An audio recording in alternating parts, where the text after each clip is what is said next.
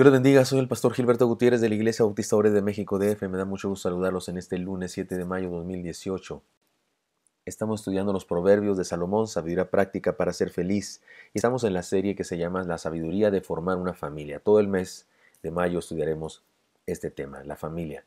Y en Proverbios 15, del 8 al 9, encontramos la enseñanza de hoy.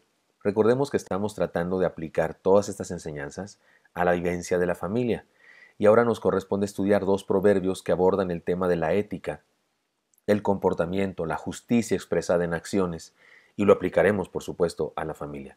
Leamos los versículos y hagamos una paráfrasis explicativa y después reflexionemos en las enseñanzas principales.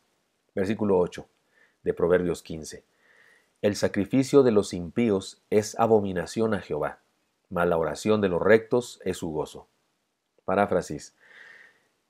Lo que hacen los malos, sea lo que sea, desagrada al Señor, porque lo hacen conforme a su naturaleza de malos. En cambio, los buenos, cuando realizan una práctica cristiana, por muy sencilla, por muy pequeña que sea, alegran el corazón de Dios. 9. Versículo 9. Abominación es a Jehová el camino del impío, mas él ama al que sigue justicia. Paráfrasis. Dios reprueba por completo el estilo de vida de los malos. En cambio, ama el estilo de vida de los que siguen y procuran vivir sus mandamientos, sus caminos. Reflexionemos ahora en las enseñanzas que nos presenta este par de proverbios. Primera enseñanza, la sabiduría de la autenticidad. El sacrificio de los impíos es abominación a Jehová, mas la oración de los rectos es su gozo, dice el proverbio.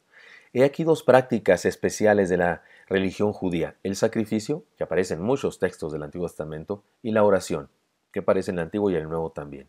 Ambas actividades, sacrificios y oración, eran aceptables y promovidas por la espiritualidad hebrea desde los primeros días del éxodo de Egipto.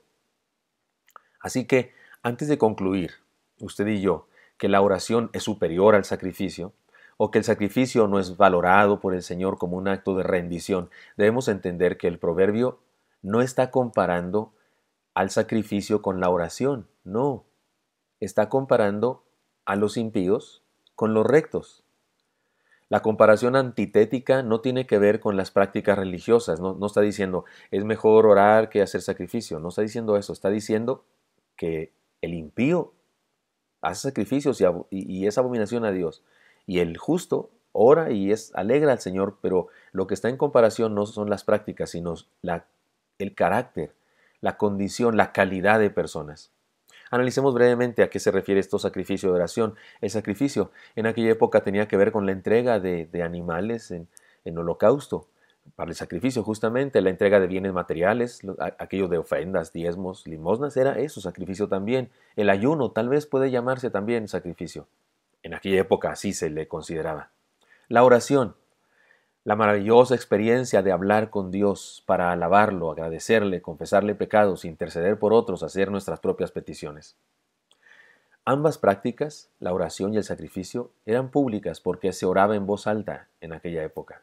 ¿Se acuerdan cuando Daniel estuvo prohibido allá en Babilonia que se orara al Dios Jehová de los ejércitos? Y Daniel abrió las ventanas de su casa y oró igual que siempre lo hacía, públicamente, digámoslo así.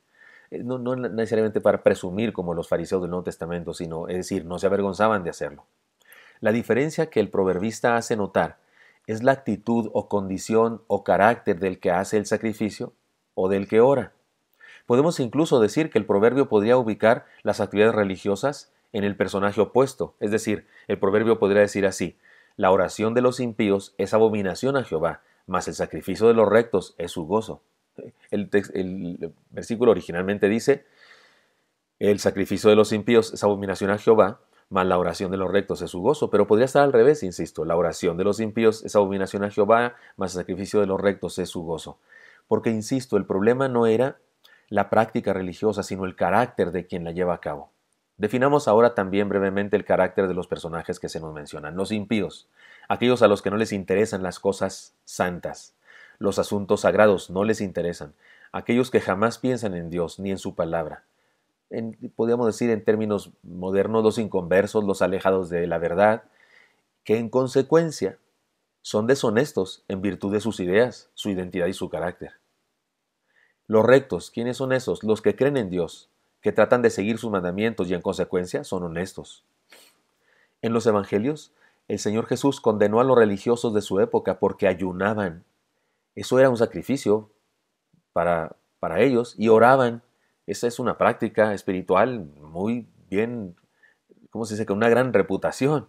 Es decir, todo el mundo piensa que orar es muy bueno, pero el Señor condenó a los fariseos de su época porque ayunaban y oraban. Insisto, eran dos prácticas, pero el Señor Jesús dijo que no lo estaban haciendo bien. ¿Por qué? Porque no lo hacían con una verdadera devoción. Leamos el pasaje donde el Señor los condena. Dice así: y cuando ores, no seas como los hipócritas, porque ellos aman el orar en pie en las sinagogas y en las esquinas de las calles para ser vistos de los hombres. De cierto os digo que ya tienen su recompensa. Cuando ayunéis, no seáis austeros como los hipócritas, porque ellos demudan su rostro para mostrar a los hombres que ayunan. De cierto os digo que ya tienen su recompensa. Esto está en Mateo 6:5 y nos saltamos hasta Mateo 6:16 a 17. La autenticidad es sabiduría. ¿Por qué fingir lo que no se es? ¿Por qué pretender? ¿Por qué aparentar? ¿No es eso una necedad?